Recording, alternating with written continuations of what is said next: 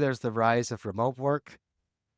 Whether that's going to remain at such levels that it is at the moment, that remains to be seen. Because I know there is a big movement and a big push for certain companies, certain very large companies, to bring people back to the office over concerns of productivity and output.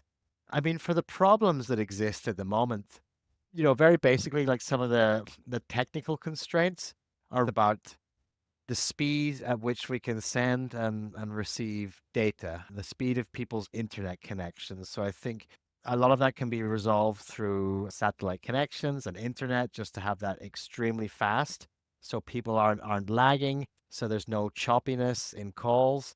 Another thing, time zones. I don't, I have no idea how you would solve that. We're in different time zones, so we have parts of our days where we're productive. People could record and send, but it's not truly collaborative.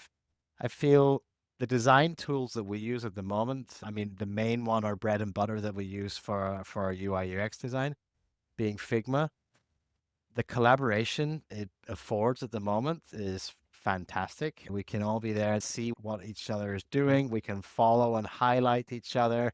We can be speaking through the program as well, which is very good. But I feel, yeah, like augmented reality can help blur the lines and make it feel that we are actually physically together more than we are at the moment. Because obviously, you know, for us talking, I'm like a little window on your screen and vice versa. In the future, we might be wearing smart glasses, we might be wearing a headset, and I might see you actually sitting on the chair on the other side of the desk. It might be the same with presentations. I could put up a big presentation next to me, and you might even see that with some depth, more richness in the visuals and the animation brought in.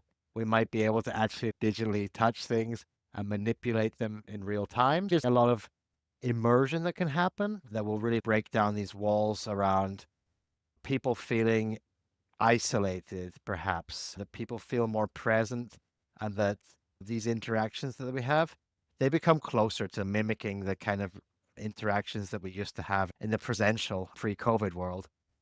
Some of it I'm not sure how we would solve. I think will just increasingly become more natural and more efficient, that we will have more tools as well that will just help us to do things and edit quicker together. I think that's talking more about pros and cons versus creativity versus systematic design. And I think it depends on if it is a design system for the context of that design system. Is that going to be for a small company, a new brand, or a startup that is still establishing themselves, that they don't have a very strict brand identity or something that's well established? It's more flexible. And in that case, build more flexibility into your design system, or certain things wouldn't be systemized because they're likely to change.